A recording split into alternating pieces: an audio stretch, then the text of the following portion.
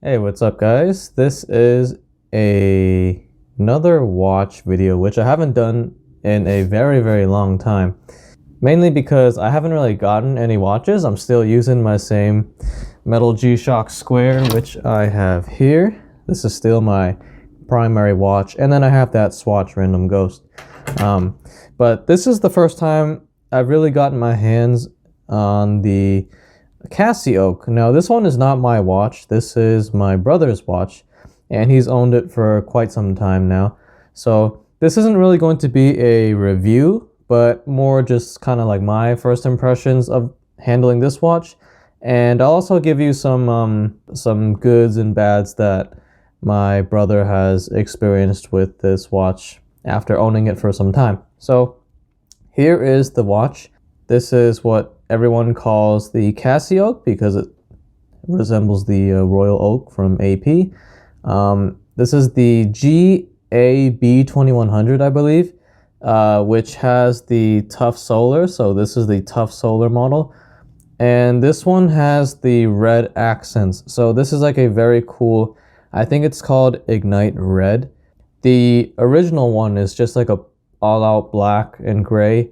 While this special color it's like red and black. So this one looks really cool, really sporty, and the red really stands out.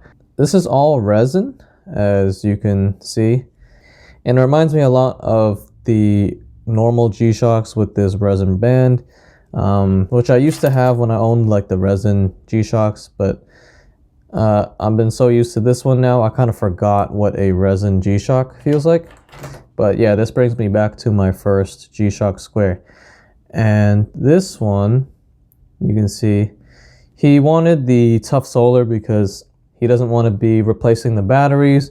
Now I know the battery can last like a long time, like 3 to 5 years usually. But I still suggested he go for a Tough Solar because I know for myself, I don't really like changing batteries and whatnot. So he went with this one, and this one has the Bluetooth. This one does not have multiband 6. So there we go. It has a flat face. Pretty sure it's just like normal mineral crystal. It's not sapphire or anything. This looks really cool though.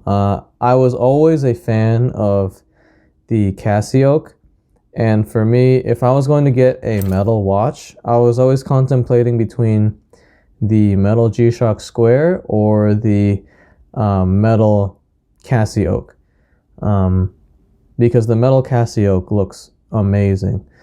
But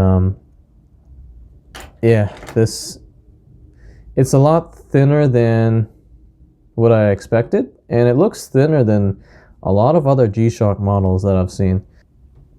Here we can see the back. Has carbon core guard and all that stuff. This is one of the more sleek looking G-Shocks, I would say. And it's definitely a very attractive watch. I can see why so much people like this model, the 2100. I think that RCVD is for when the watch syncs with your phone's time and not to the radio time, because usually when I'm used to seeing that RCVD, then that means like it synced the time to at least something. But since this one doesn't have multiband 6, I think that will only pop up if it has synced the time with your phone. So yeah, this one does not have multiband 6. For example, like on mine, that RCVD will pop up when it's connected to either Bluetooth or it synced up with the multiband 6. You can see here it is on my wrist, and it wears very snug.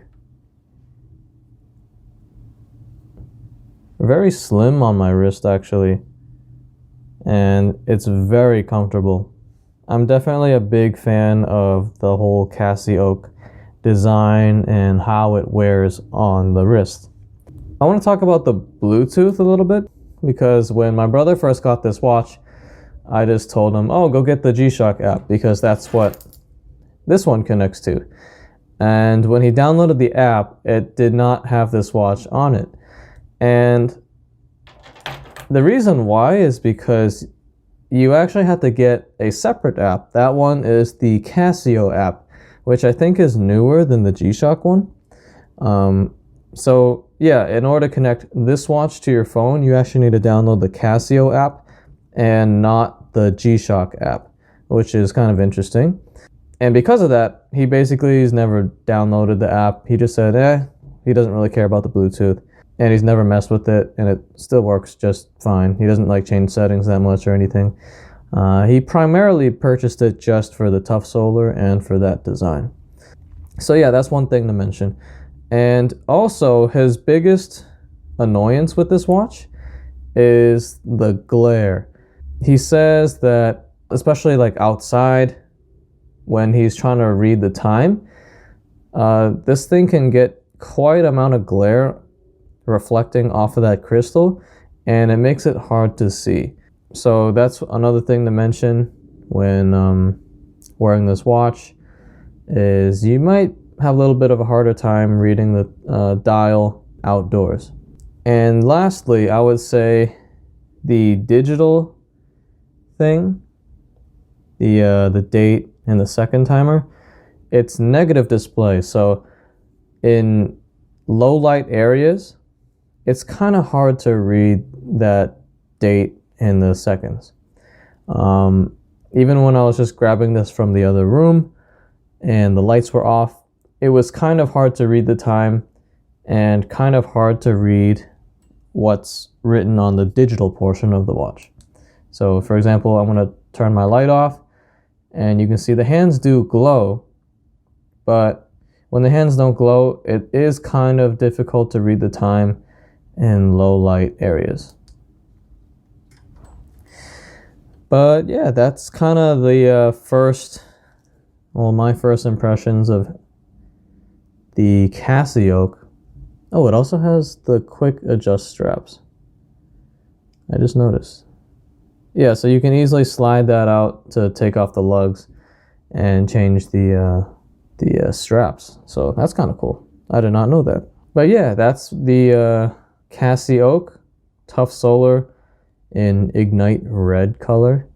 Overall, I think this looks fantastic, and I'm actually really tempted to pick up a CasiOak, more specifically the metal one, but I don't know, since I have this one and I've worn this for everything and for so much now, I feel like I kind of don't really need to wear anything else besides my metal G-Shock. So this is still my favorite watch ever, but if I didn't have this one and I wanted a CasiOak, I think I would pick up a metal one because those look amazing. But even this resin one is a real good looking watch. So yeah, that's kind of my overview, first impressions of this red CasiOak. Thanks for watching, and I will see you in the next video.